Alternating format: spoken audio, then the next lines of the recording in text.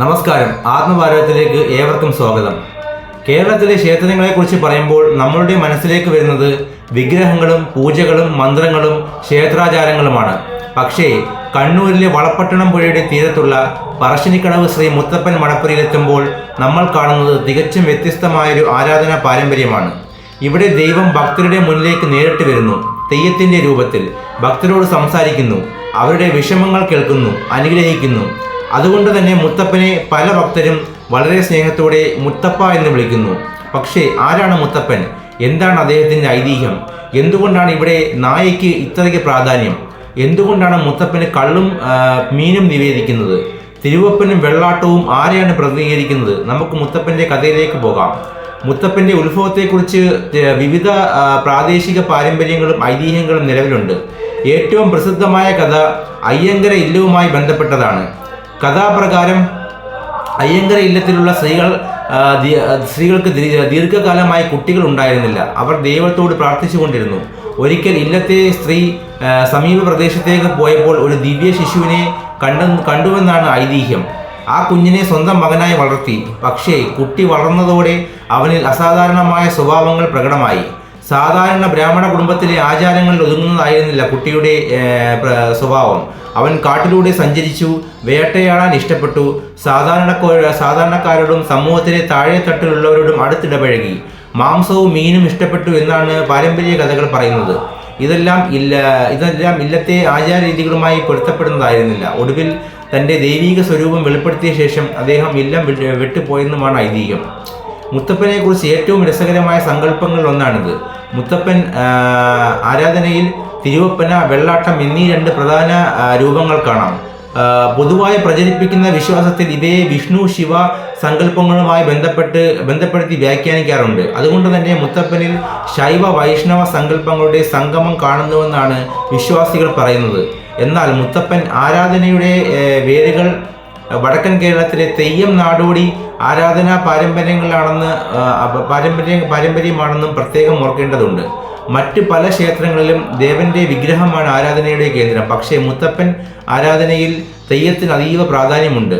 മുത്തപ്പൻ്റെ കോലം കെട്ടിയ തെയ്യം ഭക്തരുടെ മുന്നിലെത്തുന്നു, ഭക്തർ അടുത്തെത്തുന്നു, സ്വന്തം പ്രശ്നങ്ങൾ പറയുന്നു, അനുഗ്രഹങ്ങൾ നേടുന്നു. മുത്തപ്പന് അവരോട് നേരിട്ട് സംസാരിക്കുന്ന അനുഭവമാണ് വിശ്വാസികൾക്ക് ലഭിക്കുന്നത്. അതുകൊണ്ടാണ് മുത്തപ്പൻ ആരാധനയ്ക്ക് അസാധാരണമായ ജനകീയ സ്വഭാവം ലഭിച്ചത്.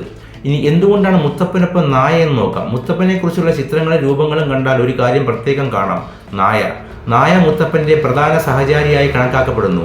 വേട്ടക്കാരനായ മുത്തപ്പൻ്റെ കൂടെ നായ സഞ്ചരിച്ചു എന്നാണ് ഐതിഹ്യ വിശ്വാസം. അതുകൊണ്ട് മടപ്പുര പരിസരത്തുള്ള നായകളോട് പ്രത്യേക കരുതൽ പുലർത്തുന്ന പാരമ്പര്യമുണ്ട്.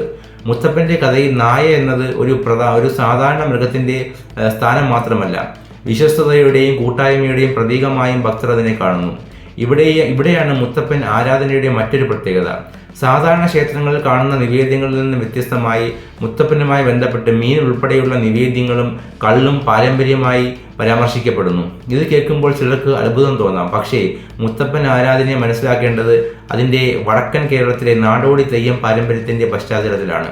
മുത്തപ്പൻ സാധാരണ മനുഷ്യരുടെ ജീവിതവുമായി ചേർന്ന് കിടക്കുന്ന ദൈവസങ്കല്പമാണ്. മുത്തപ്പൻ ആരാധനയുടെ ഏറ്റവും ശ്രദ്ധേയമായ വശങ്ങളിലൊന്നാണ് അതിൻ്റെ ജനകീയത. സമ്പന്നനോ ദരിദ്രനോ ഉയർന്ന ജാതിയോ താഴ്ന്ന ജാതിയോ എന്ന വേർതിരിവുകളില്ലാതെ ഭക്തർ മുത്തപ്പൻ്റെ മുന്നിലെത്തുന്നു എന്നതാണ് ഈ ആരാധനയുടെ ശക്തമായ സാമൂഹിക സന്ദേശമായി പലരും കാണുന്നത്. മുത്തപ്പൻ്റെ മുന്നിൽ എല്ലാവരും ഭക്തരാണ്. ഇത് ഉൾക്കൊള്ളുന്ന സ്വഭാവമാണ് മുത്തപ്പനെ വടക്കൻ കേരളത്തിലെ ജനജീവിതവുമായി അത്രയേറെ ബന്ധിപ്പിക്കുന്നത്. കണ്ണൂർ ജില്ലയിലെ വളപട്ടണം പുഴയുടെ തീരത്താണ് പറശ്ശിനിക്കടവ് മടപ്പുര സ്ഥിതി ചെയ്യുന്നത്.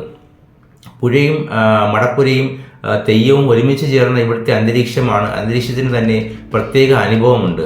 പ്രഭാത സമയത്ത് മടപ്പുരയിലെത്തി മുത്തപ്പനെ കാണുന്നത് അനേകം ഭക്തർ ആത്മീയ അനുഭവമായി കാണുന്നു. മുത്തപ്പനെക്കുറിച്ച് ഭക്തർക്കിടയിൽ നിരവധി വിശ്വാസങ്ങളുണ്ട്. ജീവിതത്തിലെ പ്രതിസന്ധികൾ, കുടുംബ പ്രശ്നങ്ങൾ, തൊഴിൽ, സാമ്പത്തിക ബുദ്ധിമുട്ടുകൾ, മക്കളുടെ കാര്യങ്ങൾ, യാത്ര, ഇങ്ങനെ വിവിധ ആവശ്യങ്ങളുമായി ആളുകൾ മുത്തപ്പൻ്റെ മുന്നിലെത്തുന്നു. പലർക്കും മുത്തപ്പൻ ഒരു അകലെയുള്ള ദൈവമല്ല, സ്വന്തം വീട്ടിലെ മുതിർന്ന ഒരാളെ പോലെ സംസാരിക്കുന്ന ദൈവമാണ്. അതായിരിക്കാം മുത്തപ്പൻ എന്ന വിളിപ്പേരിന് തന്നെ ഇത്രയ്ക്ക് സ്നേഹവും അടുപ്പവും നൽകുന്നത്. ഇനി മുത്തപ്പൻ നൽകുന്ന ഏറ്റവും വലിയ സന്ദേശം എന്താണെന്ന് നോക്കാം. മുത്തപ്പൻ്റെ കഥയെ വെറും അത്ഭുതങ്ങളുടെ കഥയായി മാത്രം കാണേണ്ടതില്ല. അതിൻ്റെ ഉള്ളിൽ ശക്തമായൊരു സാമൂഹിക സന്ദേശമുണ്ട്. ദൈവം കൊട്ടാരത്തിൽ മാത്രമല്ല, ദൈവം സാധാരണ മനുഷ്യരുടെ അടുത്തുമുണ്ട്. കർഷകനോടൊപ്പമുണ്ട്, തൊഴിലാളിയോടൊപ്പമുണ്ട്, മത്സ്യത്തൊഴിലാളിയോടൊപ്പമുണ്ട്, കാടിനോടും പ്രകൃതിയോടും ജീവജാലങ്ങളോടും ഒപ്പമാണ്. എല്ലാവരെയും സ്വീകരിക്കുന്ന ദൈവസങ്കല്പമാണ് മുത്തപ്പൻ. പറശ്ശിനിക്കടവ് മുത്തപ്പൻ മടപ്പുര ഒരു ആരാധനാലയം മാത്രമല്ല, അത് വടക്കൻ കേരളത്തിലെ ചരിത്രമാണ്, തെയ്യത്തിൻ്റെ പാരമ്പര്യമാണ്, ഒരു ജനതയുടെ വിശ്വാസമാണ്. മനുഷ്യനും പ്രകൃതിയും ദൈവവും തമ്മിലുള്ള ബന്ധത്തിൻ്റെ കഥയാണ്. വളപട്ടണം പുഴയുടെ തീരത്ത് ഇന്നും മുത്തപ്പൻ്റെ കോലം ഭക്തരുടെ മുന്നിലെത്തുമ്പോൾ ആയിരക്കണക്കിന് ആളുകൾ മനസ്സിൽ ഒരേയൊരു വിളിയാണ് വരുന്നത്: മുത്തപ്പ കാത്തുകൊള്ളണമേ. നിങ്ങൾ പറശ്ശിനിക്കടവ് മുത്തപ്പനെ ദർശിച്ചിട്ടുണ്ടോ? നിങ്ങൾ മുത്തപ്പനുമായി ബന്ധപ്പെട്ട് കേട്ടിട്ടുള്ള ഐതിഹ്യമോ അനുഭവമോ ഉണ്ടെങ്കിൽ കമൻറ്റിൽ പങ്കുവയ്ക്കൂ. നമ്മുടെ കേരളത്തിൻ്റെ ക്ഷേത്രങ്ങളും ഐതിഹ്യങ്ങളും ആത്മീയ പാരമ്പര്യങ്ങളും കൂടുതൽ ആളുകളിലേക്ക് എത്തിക്കാൻ വീഡിയോ ഷെയർ ചെയ്യൂ. ആത്മഭാരതം സബ്സ്ക്രൈബ് ചെയ്യാൻ മറക്കരുത്. ഓം ശ്രീ മുത്തപ്പായ നമഃ. ചിന്തിക്കുന്നവർക്കായി ആത്മഭാരതം.